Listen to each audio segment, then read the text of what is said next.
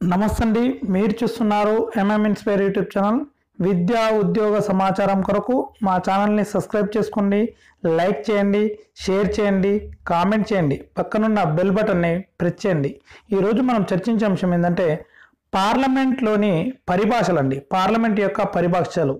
ఇక్కడ ఈ ఏరియా నుంచి కంపల్సరీ మనకు ఒక మార్కు రావడం జరుగుతుంది. కాబట్టి ఈ ఏరియా మీద మీరు కాన్సన్ట్రేషన్ చేసినట్టయితే సులభంగా ఒక మార్కుని సాధించవచ్చు. ఆ పార్లమెంట్ పరిభాషలు ఏమిటో ఒక్కొక్కటి మనం ముందుగా చూద్దామండి. ఆ పరిభాష ఏంది, ఏ విధంగా పిలుస్తారనేది చూద్దామండి. చూడండి, ఫస్ట్ది కార్పెట్ క్రాసింగ్. ఇది పార్లమెంట్ పరిభాష. చూడండి, కార్పెట్ క్రాసింగ్. కార్పెట్ క్రాసింగ్ అంటే అధికార పార్టీ నుండి ప్రతిపక్ష పార్టీలోకి వెళ్ళడం. అధికార పార్టీ నుండి ప్రతిపక్ష పార్టీలోకి వెళ్ళడాన్ని కార్పెట్ క్రాసింగ్ అంటారండి. ఫ్లోరో క్రాసింగ్. ఫ్లోరో క్రాసింగ్ అంటే ఏంది చూడండి, ప్రతిపక్ష పార్టీ నుండి అధికార పార్టీలోకి వెళ్ళడం. ఫ్లోరో క్రాసింగ్ అంటే ప్రతిపక్ష పార్టీ నుండి అధికార పార్టీలోకి వెళ్ళడం. అంటే ప్రతిపక్ష పార్టీ సభ్యులు అధికార పార్టీలోకి రావడాన్ని ఫ్లోరో క్రాసింగ్ అంటారు అన్నట్టు. మూడోది క్రాసింగ్. క్రాసింగ్ అంటే చూడండి, ఒక పార్టీ నుండి మరొక పార్టీలోకి వెళ్ళడం. ఒక పార్టీ నుండి మరొక పార్టీలోకి వెళ్ళడం. ఎగ్జాంపుల్ చూడండి, టీడీపీ పార్టీ నుండి కాంగ్రెస్ పార్టీలోకి వెళ్ళడం.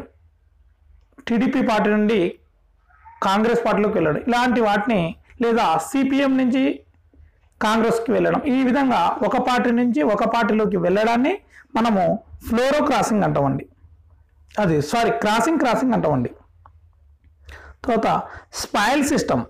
స్పాయిల్ సిస్టమ్ అంటే ఏంటి చూడండి, ప్రభుత్వాలు మారినప్పుడు ప్రభుత్వ అధికారులను మార్చడం అండి. ప్రభుత్వాలు మారినప్పుడు ప్రభుత్వ అధికారులను కూడా మార్చే పద్ధతిని స్పాయిల్ సిస్టమ్ అంటారు. ఈ బిట్ మనకు హాస్టల్ వార్డెన్లో రావడం జరిగిందండి. గ్రేడ్ 3 హాస్టల్ వార్డెన్లో ఈ బిట్ రావడం జరిగింది. స్పాయిల్ సిస్టమ్ అంటే ఏంటంటే ప్రభుత్వాలు మారినప్పుడు ప్రభుత్వ అధికారులను కూడా మార్చడాన్ని స్పాయిల్ సిస్టమ్ అంటామండి. తర్వాత గ్యాలపోలో. గ్యాలపోలో అంటే ఏంటంటే ఎన్నికల కంటే ముందు జరిపే సర్వే అండి. ఇది ఎన్నికల కంటే ముందు జరిపే సర్వే. అంటే ఏ పార్టీ గెలుస్తుంది ఏంది అనే సర్వే చేయడాన్ని గ్యాలపోలో అంటారండి. తర్వాత ఎగ్జిట్ పోలో అంటే ఏంటి చూడండి, ఓటు వేసిన తర్వాత ఓటరు యొక్క అభిప్రాయం తెలుసుకోవడం. అంటే ఓటర్ల రోజు ఓటు వేసిన తర్వాత ఓటరు యొక్క అభిప్రాయాన్ని తెలుసుకోవడాన్ని ఎగ్జిట్ పోల్ అంటారండి. తర్వాత చూడండి, సైనడై. సైనడై అంటే చూడండి, సైనడై అంటే అర్ధాంతర వాయిదా. సైనడై అంటే ఏంది, అర్ధాంతర వాయిదా. చూడండి, జరుగుతున్న సమావేశాలను సమయాన్ని ప్రకటించకుండా అర్ధరాంతరంగా వాయిదా వేయటాన్ని సైనడై అంటారండి. సైనడై అంటే ఏంది చూడండి ఒకసారి, జరుగుతున్న సమావేశాలను సమయాన్ని ప్రకటించకుండా అర్ధాంతరంగా వాయిదా వేయడాన్ని మనం సైనడై అంటారండి. ఈ సైనడై అంటే అర్ధాంతరంగా వాయిదా వేసే అధికారం ఎవరికి ఉంటుందంటే లోక్సభలో అయితేనేమో లోక్సభ స్పీకర్కు ఉంటుందండి. అదే విధానసభలో అయితే విధానసభ స్పీకర్కు ఉంటుందండి. ఇంకపోతే ప్రోరోగ్ అండి. ప్రోరోగ్ అంటే ఏంటంటే దీర్ఘకాలిక వాయిదా. ప్రోరోగ్ అంటే ఏంటంటే దీర్ఘకాలిక వాయిదా. శాసనసభ సమావేశాలు లేదా పార్లమెంట్ సమావేశాలు ముగిసిన తర్వాత ఏంటంటే శాసనసభ సమావేశాలు లేదా పార్లమెంట్ సమావేశాలు ముగిసిన తర్వాత రాష్ట్రపతి పార్లమెంట్ను, గవర్నర్ విధానసభను దీర్ఘకాలికంగా వాయిదా వేయడం. మళ్ళొకసారి చూడండి, ప్రోరోగ్ అంటే ఏంటంటే దీర్ఘకాలిక వాయిదా వేయడం. అంటే ఏంటంటే శాసనసభ సమావేశాలు ఏ రాష్ట్రంలో అయినా ఆ రాష్ట్ర శాసనసభ సమావేశాలు లేదా పార్లమెంట్ సమావేశాలు ముగిసిన తర్వాత రాష్ట్రపతి పార్లమెంటును, గవర్నర్ విధానసభను దీర్ఘకాలికంగా వాయిదా వేయడాన్ని ప్రోరోగ్ అంటారండి. తర్వాత అడ్జర్న్. అడ్జర్న్ అంటే ఏంటి చూడండి, తాత్కాలిక వాయిదా. అడ్జర్న్ అంటే తాత్కాలిక వాయిదా. పార్లమెంటు లేదా శాసనసభ సమావేశాలను తాత్కాలికంగా వాయిదా వేయడం. అడ్జర్న్ అంటే తాత్కాలిక వాయిదా. చూడండి, పార్లమెంట్ లేదా రాష్ట్రాల శాసనసభ సమావేశాలను తాత్కాలికంగా వాయిదా వేయడం. వీటికి స్పీకర్లకు ఉంటుందండి వాయిదా వేసే అధికారం. పార్లమెంట్కి అయితేనేమో లోక్సభ స్పీకర్కు ఉంటుంది. ఈ రాష్ట్రాలలో మాత్రము విధానసభ స్పీకర్లకు తాత్కాలికంగా వాయిదా వేసే అధికారం ఉంటుందండి. ఇకపోతే ఇంకోటి చూడండి, హంగ్ పార్లమెంట్ అంటే ఏంది చూడండి.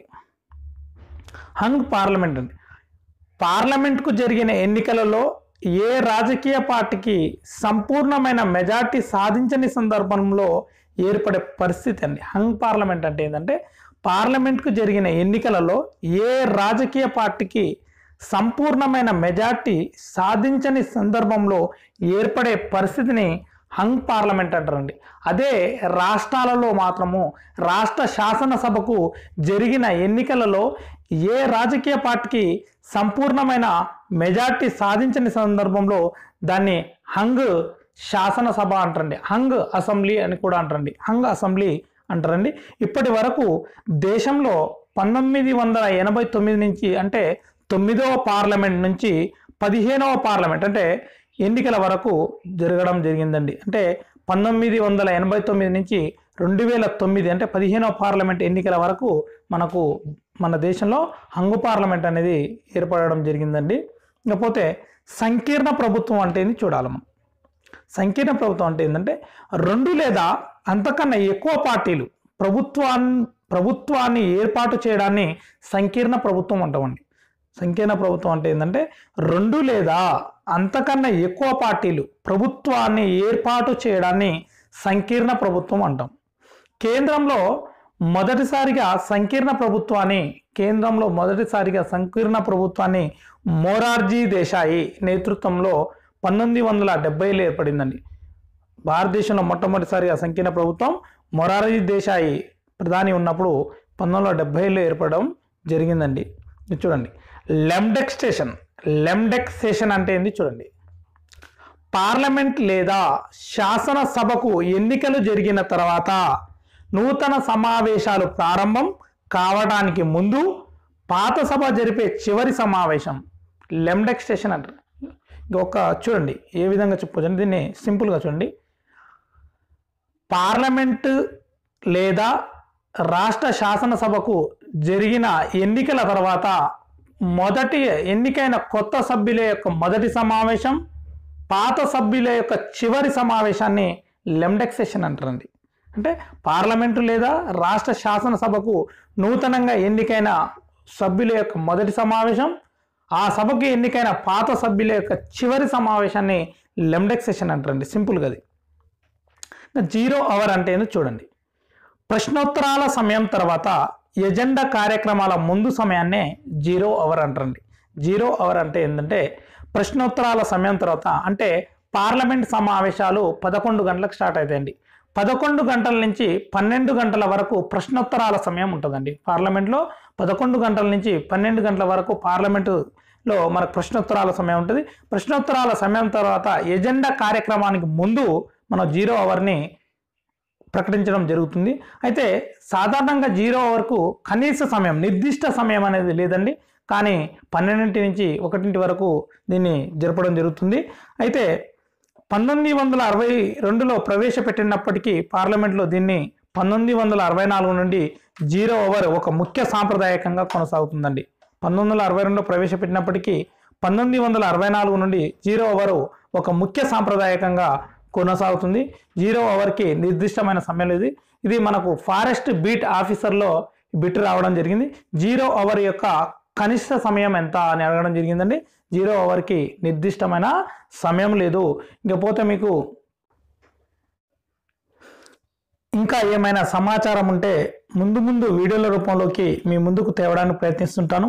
పాలిటీకి సంబంధించిన ముఖ్య విషయాలు కానీ, జాగ్రఫీకి సంబంధించిన విషయాలు కానీ, ఇండియన్ హిస్టరీకి సంబంధించిన విషయాలు కానీ, జనరల్ సైన్స్కి సంబంధించిన విషయాలు కానీ ఈ 5-6 రోజులు అంటే ఎగ్జామ్కి ముందు అంటే కానిస్టేబుల్ లేదా ఎస్ఐకి ఎగ్జామ్ ముందు అంటే ఈ 2-3 రోజులలో మీ ముందుకు తేవడానికి ప్రయత్నిస్తుంటాను.